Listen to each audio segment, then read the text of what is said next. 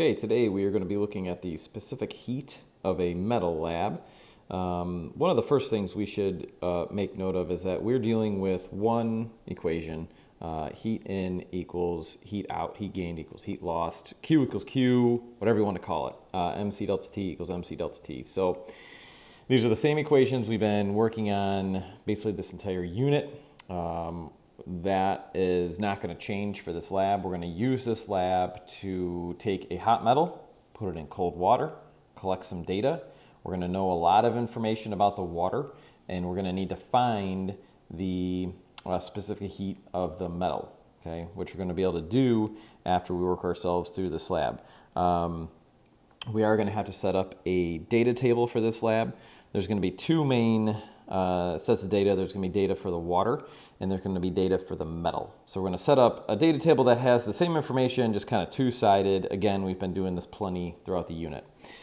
Mass, specific heat capacity, which is C, temperature final, temperature initial. Notice we don't have Q because we're setting these equal to each other, so we don't need that. And we're just going to set up the data table. We're going to run the lab. We're going to collect some data.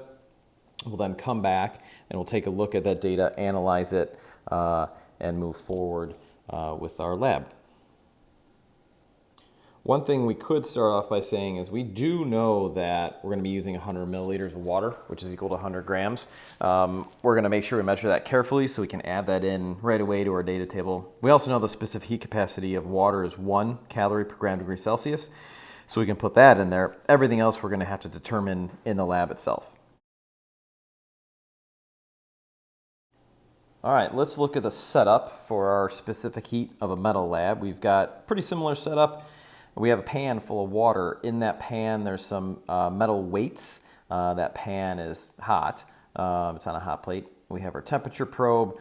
We have a scale. We have a brass weight, just to show you what they look like outside of the water.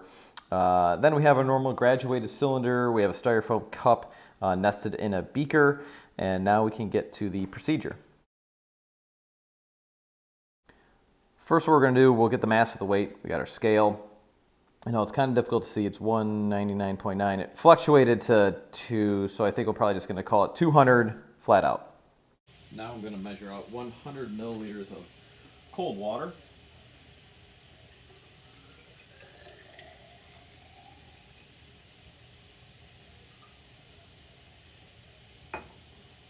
Add that to my styrofoam cup. Okay, so we have our initial temp of our metals, 98.3, and then we're going to add in those metals to our cold water. We can get our cold water initial temperature, which is going to be, already tested it, we'll just double check it, 22.3. I'll take the metal out, 22.2. Take the metal out, I'll put it directly in. I'll let that heat transfer from the metal to the water. Once that temperature stops rising, we'll know that all the heat has been transferred. Sometimes it takes a little bit of time. Once the temperature finally stops, we can come to a determination that the final temperature of the water and the metal is 34 degrees Celsius. All right, so now we have a little math to do. Let's go through the data we have. We have that we had 100 grams of water. Water specific heat is 1 calorie per gram degree Celsius. The final temperature of the water and of the metal were 34 degrees Celsius, and the initial temperature of the water is 22.2 degrees. Metal had an initial mass of 200 grams. We are solving for the specific heat capacity of the metal and has initial temperature of 98.5. Again, these are the two equations that we're dealing with. We have to use this equation. I mean, you technically could use the top one and run it twice. We're not going to get into that right now, but we're going to use the bottom equation. There's 8 total variables. We have 7, and we're solving for the 8th. So let's go ahead and do that.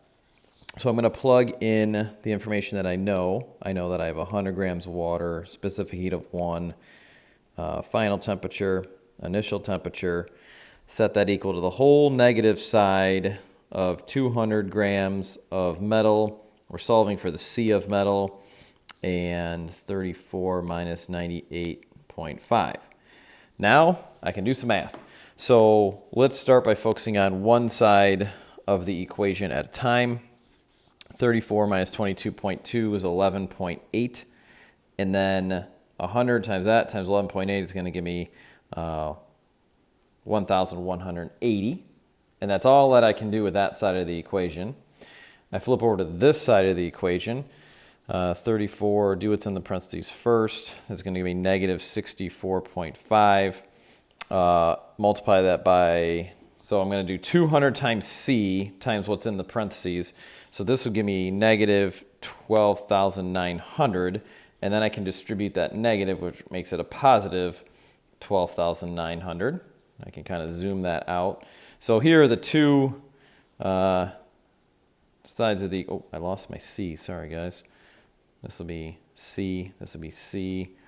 This will be equal to each other. I got to get rid of that. So 1,180 divided by 12,900 gives me 0.091 calories per gram degrees Celsius, and that is equal to my C. Now I can take that number, compare it against known specific heat values, and I can determine what metal I actually